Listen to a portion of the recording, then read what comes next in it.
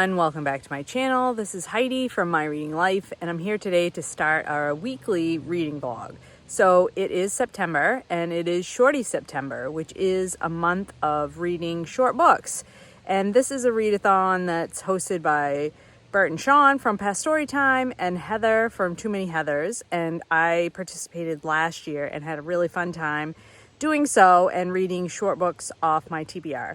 So for me, short books are books that are 250 pages or less. I think that Bert and Sean and Heather sort of define it as around 200-ish. But for my purposes and for reading down my TBR, I'm going to go with 250 pages or less. And I thought it would be fun to just try to do weekly reading vlogs and sort of document the books as I read them. So today is September 2nd, and I finished yesterday my first shorty. So I finished Moon of the Crusted Snow by Waubgeshig Rice. I apologize if I butchered this. And this is a book, this was like 218 pages long, and it is a book about an Anishinaabe community in northern Canada that is way up there in the very frozen north, and they are a very small community and they are fairly self-sufficient, but they do have hydroelectric power and sort of the modern conveniences. And then all of a sudden one day the power goes out and they don't know why. The cell phone service goes out, they don't know why. Satellite is out, so all like communication with the outside world goes down. They don't know why, they haven't heard anything, and so they figure, well, sometimes power goes out where they live, sometimes cell service goes down. It's fairly normal for them, and they'll just wait a few days and see what happens. But as the days go on and the power doesn't come on and they don't hear from anyone from the outside world, they realize that something bigger is going on. And so then things start to unravel a little bit. Now, this community, because hydroelectric power and being attached to the wider grid has been a fairly new phenomenon, they still have their generators that power the community. They still have some fuel to run those generators, so they aren't immediately in danger of like freezing to death, and winter is coming on. So can this community pull together and sort of draw on their traditional knowledge and their traditional culture to get them through? And what happens when outsiders approach their community for shelter? How do they handle that? And how does that change the dynamics within this community?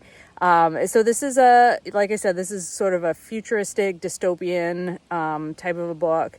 It was really good. It's very simply told with just a few main characters, and so it's easy to follow. And I found it just very compelling. I just ripped through this one, and I know that there is a sequel to this that is either published now or will be published soon, so I will definitely be picking that up. I very much enjoyed my time spent with this book, and it really says a lot about what things we will need as like human survival if the worst should happen and our sort of modern conveniences go away. I really enjoyed this story very much. So I know I'm late to the party on this one, but a great book to start off Shorty September, and I'm so glad that I read this one finally. So that's what I've read so far. And so, like I said, I will just continue to keep reading shorties. I have a stack of books that I've pulled off my shelves that meet the qualifications of 250 pages or less. I will stick the picture in here so that you can see what my options are, and I will just keep pulling from that as the mood takes me, and I will check in as I finish books.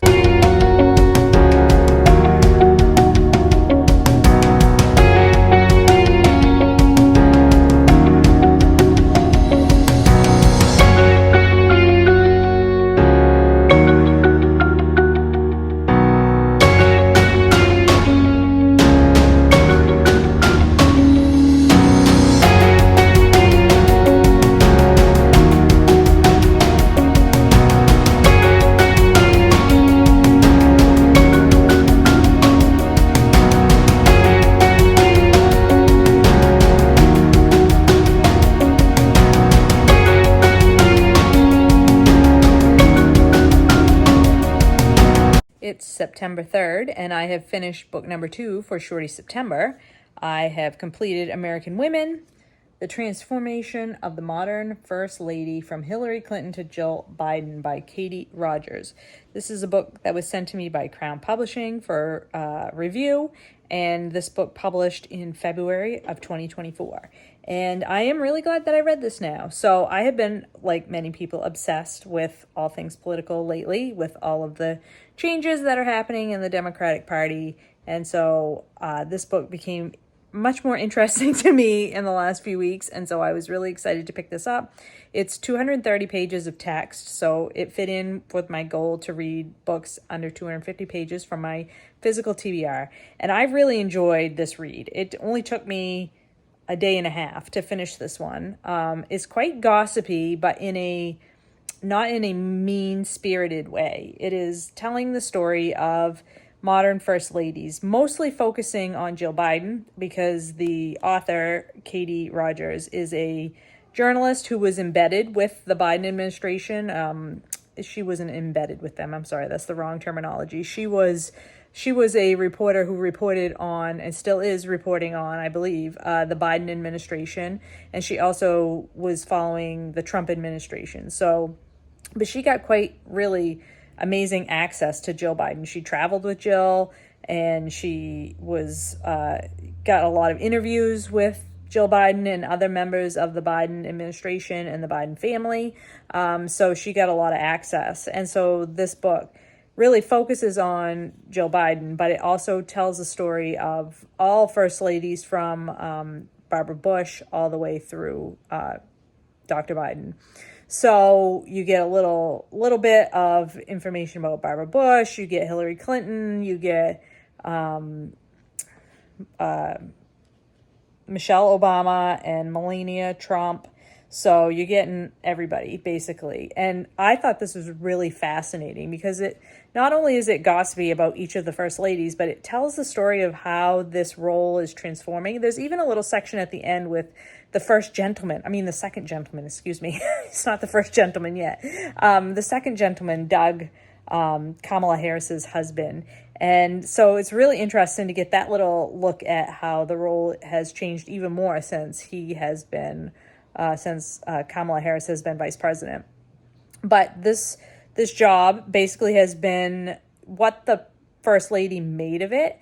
And some were very active, like Hillary Clinton and Jill Biden at this point. And some were not active at all, like Melania Trump, who basically just refused to do anything and left the White House for long stretches of time.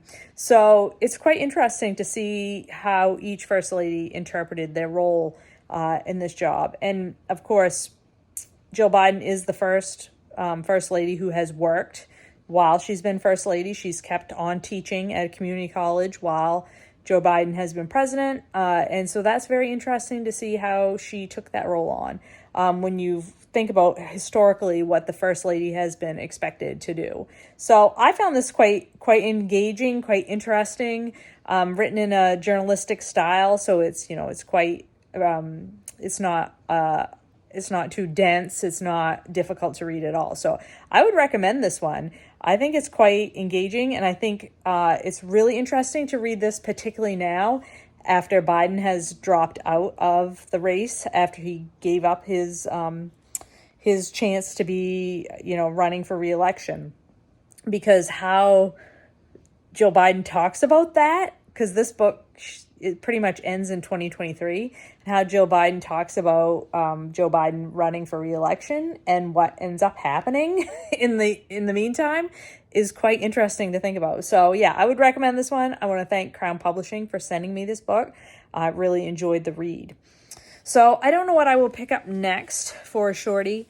It will be something, but I will return to discuss it when I have made some more progress.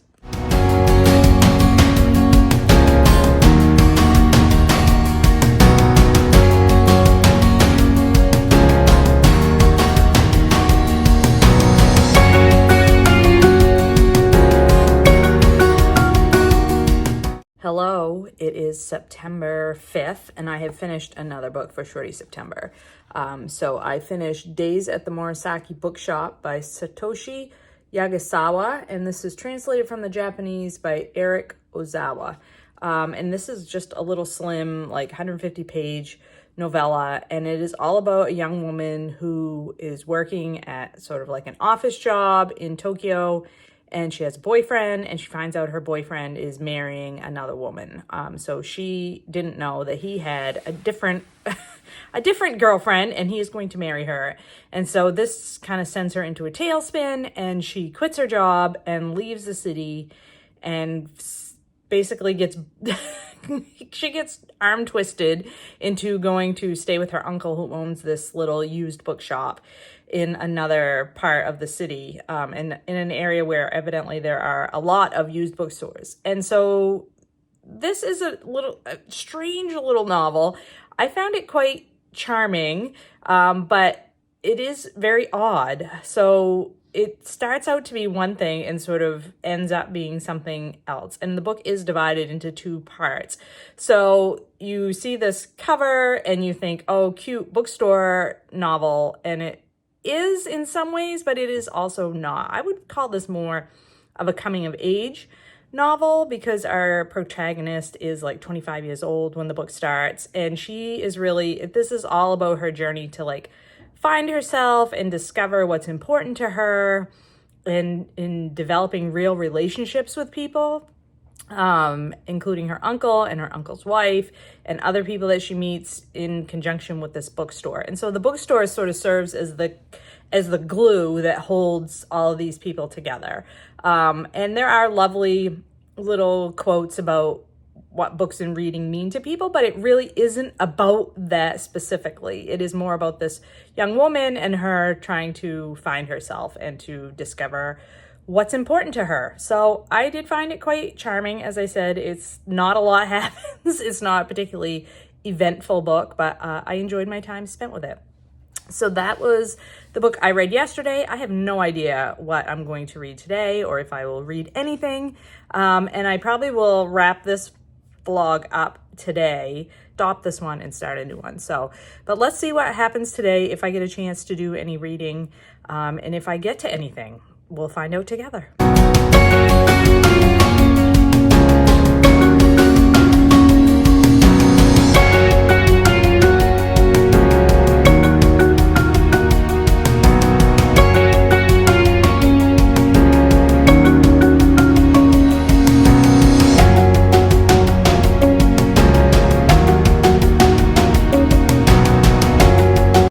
I will close out the first Shorty September vlog here. I did not finish a book today. It's still Thursday. It's Thursday evening. It's been a lovely day, but I have not finished a book. I did start a new audiobook called Time of My Life, Dirty Dancing by Andrea Warner. And this is a collection of essays all about how Dirty Dancing was sort of like really unusual for its time, with its abortion storyline and its strong feminist themes of centering a young woman at the middle of the story and having everything about the story be from like basically her, about her and from her point of view, which is fabulous. I love Dirty Dancing, and it's just such a fun time to listen to these essays and take a trip down memory lane and, think about Dirty Dancing, which was a very influential movie on me as a teenager as well. So I'm about 42% of the way through that one, and I will probably be listening to it at some point tomorrow. But that is it for this vlog, and I will be back with starting tomorrow.